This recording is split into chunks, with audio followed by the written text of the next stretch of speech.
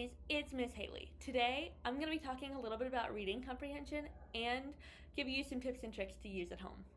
Reading comprehension is how well a child understands what they read.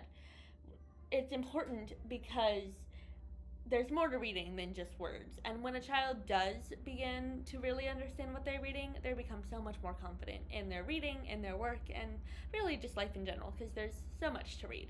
Children to have strong comprehension, it means that they understand what is happening in the story, they remember the important details, they can talk about what they read, and they can answer questions about what they read. For young children, it may look as simple as answering questions, or it may be retelling the story or making a connection to the character.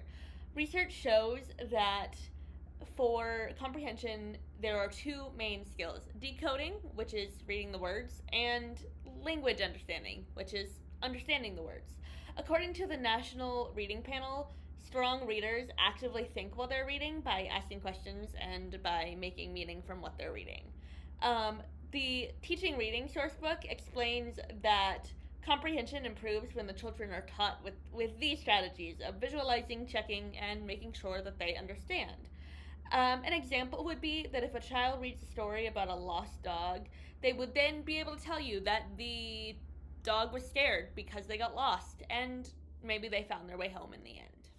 I'm going to show you 3 different activities that I'll be sending home for you to work on with your child and help with their comprehension. Each of these activities have different formations, so you can differentiate however is best for your child. First, you're going to start with this.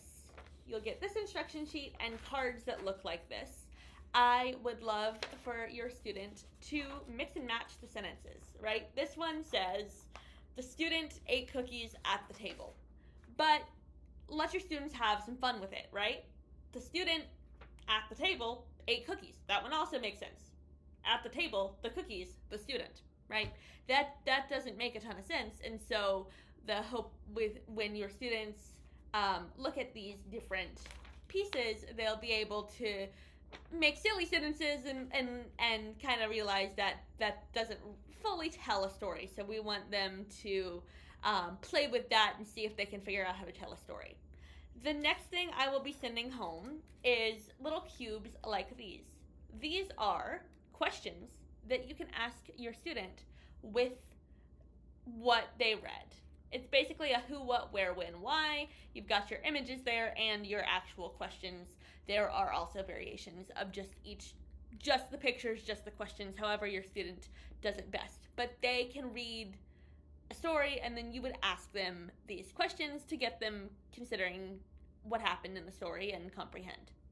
Once you have the answer to these questions, you'll move on to activity 3, which is a story organizer. So you'll take the details from the questions you just asked and put them in the beginning, middle, and end. And from there, you essentially have retold your story.